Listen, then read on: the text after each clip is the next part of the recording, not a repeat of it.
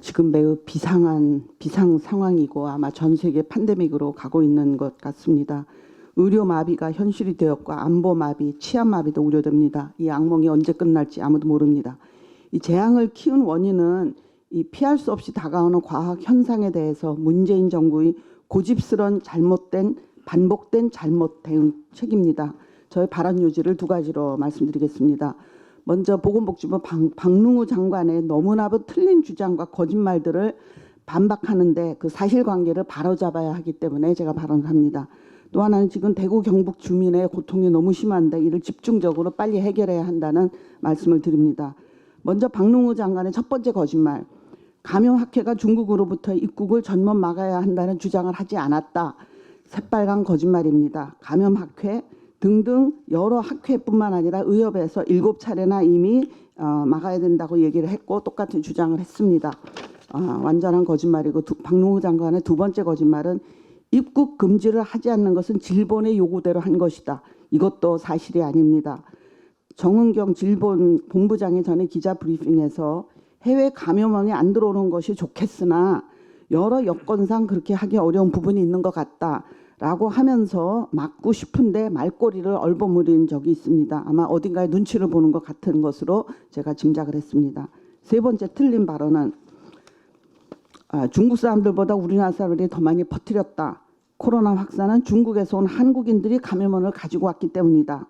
증상도 기침도 없는 한국인이 중국에서 감염을 가지고 왔다. 중국인 입국 제한보다 국내 신규 환자를 막는 데 역량을 집중해야 한다. 이런 주장을 무려 3번이나 했습니다. 그리고 마침 어제 중국 학자 중난산 원사도 이 원사도 코로나19의 발원지가 중국이 아닐 수도 있다는 주장을 하여서 매우 우려스럽고 놀라운 발언을 하였습니다. 우리나라 장관이 왜 이런 엉터리 발언을 하게 됐나 제가 그 배경을 한번 살펴봤습니다.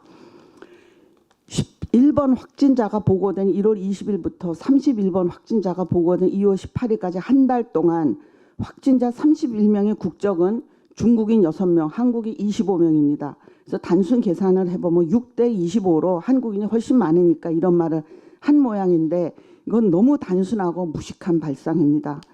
그 당시 매일 중국인이 하루에 10,000명, 20,000명 정도 들어오다가 점차 5,000명 정도로 줄었다고 하는데 우리 내국인들은 그 행선지 동선을 알 수 있고 추적 관찰이 가능하니까 잘 발견이 되고 진단이 되니까 초기 확진자들 대부분이 우리 국민이었습니다.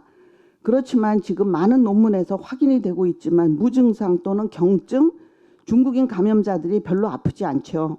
사람들은 우리나라 관광을 와서 많이 돌아다니다가 며칠 후 자기네 나라로 중국으로 되돌아갔으면은 그 이후의 상황은 우리가 전혀 알 수 없습니다.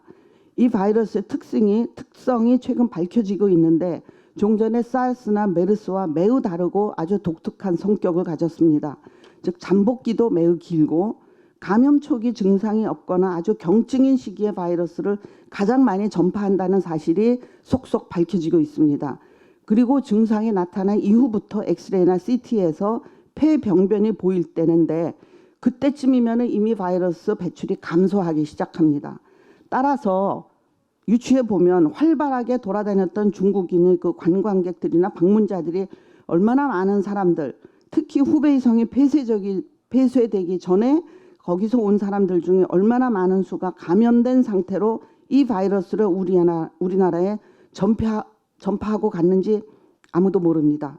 따라서 장관이 이런 객관적인 증거 없이 단정적으로 우리 국민에게 책임을 전가하는 발언을 한다는 것은 굉장히 잘못되고 나쁜 발언입니다. 장관의 네 번째 틀린 발언을 말씀드리겠습니다. 이 바이러스는 특성 자체가 검역에서 걸러지지 않는 사람들이 들어오기 때문에 막을 수도 없었다. 이런 발언을 했습니다. 이 발언은 반은 맞고 반은 틀렸습니다. 검역에서 걸러지지 않는 사람이 들어오기 때문에 막을 수 없었다. 팩트는 맞지만 그런 막을 필요가 없었다. 이거는 완전히 잘못된 발언입니다. 그러니까 우리가 주장했던 대로 아예 원천부터 막아야 한다는 얘기인데 완전히 앞뒤가 안 맞는 말씀입니다. 지금 다른 나라가 코리아 패싱하면서 우리나라 국민들께 하고 있는 것이 바로 이 방법입니다.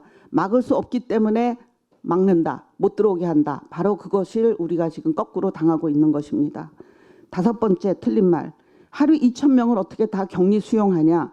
불가능하다. 그것도 맞는 말입니다. 그러니까 애초에 막아야지. 예? 격리 수용하기 어려우니까 그 문을 활짝 열어놓고 환영하자. 이게 이 정부가 한 일입니다. 이게 말이 됩니까? 그리고 2,000명은 안 되고 3만 명 유학생은 가능합니까? 지금 교육부에서 대학에 그거를 강요하고 있습니다. 유학생 관리에 42억의 예산을 붓는다고 합니다. 교육부 장관이 2월 23일 브리핑에서 중국 유학생 보호에 최선을 다하겠다. 이런 발언을 했고 또 대학병원 의료진을 숙소에 파견해서 관리하겠다라고 공언하였습니다. 지금 의심 환자만 6만 명이 넘습니다. 이 사람들 관리를 어찌하려고 또 유학생 3만 명을 여기다 6 더하기 9면 9만 명의 의심 환자, 의심 사람들을 어떻게 관리하려고 유학생들을 안 맡고 있고 이렇게 고집을 부리고 중국 유학생이 우리 국민보다 더 우선이죠. 유학생이 입국하면 공항에 전용 셔틀을 가지고 가서 모셔와서 2주간 격리하라고 대학에 강요하고 있습니다. 갑자기 다인실 기숙사도 1인실로 만들어주고 이도 안 되면 비싼 캠핑카도 마련해주고 우리도 타본 적이 없는 비싼 캠핑카를 다 마련했습니다. 도시락과 간식도 주고 넷플릭스 깔아주고 이렇게 하고 있습니다. 그런데 지금 우리나라 국민이 외국에서 입국 금지 당하고 졸지에 격리돼서 어떤 시설에서 어떤 대접을 받고 있는지 정부는 알고는 있습니까? 말이 안 되는 정부입니다. 이제 다른 주제를 짧게 말씀드리겠습니다. 지금 대구 현장은 극도의 혼란과 공포 그 자체입니다. 저도 가보고 싶지만 도움도 안 되고 오히려 민폐만 끼칠 것 같아서 못 가고 있습니다. 방호복이 없어서 일반 수술복을 입으라고 합니다. 의료진 보호를 이렇게 하면 누가 우리 국민을 보호합니까?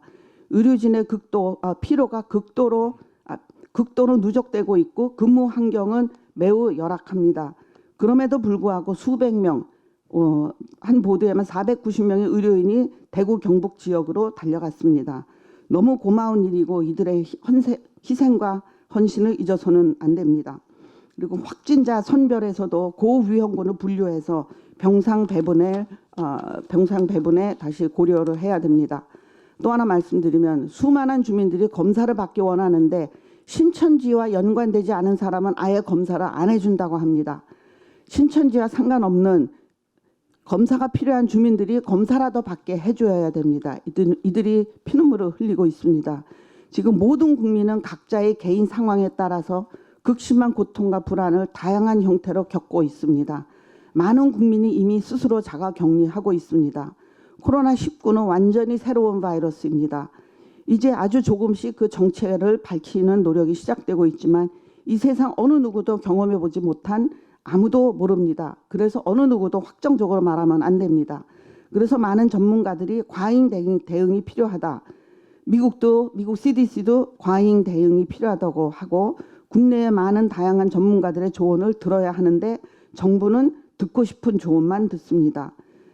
대구 경북 지역에 감염을 퍼뜨린 것은 결국 애초에 골든타임을 놓치면서 우한에서 입국을 정부가 봉쇄할 마지막 기회를 차버렸기 때문에 생긴 일임을 다시 판명되고 있습니다. 후에 이 모든 것이 정리된 다음에 반드시 이에 대한 심판이 있어야 합니다. 지금이라도 늦었지만 지금이라도 입국 금지, 특히 유학생들 입국 금지에서 방역에서 과부하를 조금이라도 덜어주고 우리 국민들의 관리와 치료에 집중해 주시기 바랍니다. 전에 또 하나 말씀드리면 전에 그 박능우 장관이 2017년 2년 전에 우간다에서 열린 회의가 이게 국제 글로벌 헬스케어 시큐리티 아젠다라고 국제 보건 안보 구상을 미국에서 만들었고 우리나라가 주도해서 만들었습니다. 이 기구를 만든 건 좋은데 2년 전에 우간다의 회의에서 우리가 선도 그룹이었습니다. 우리나라가 의장국으로서 박능우 장관이 참석해서 그 환영 연설에서 이렇게 말했습니다. 감염병 대유행이 고통과 방치의 악순환으로부터 벗어나기 위해서는 국제적으로 촘촘한 제도와 시스템 구축이 필요하다. 이런 멋진 연설을 했습니다. 실천은 빵입니다. 네. 오늘 말씀은 이상입니다.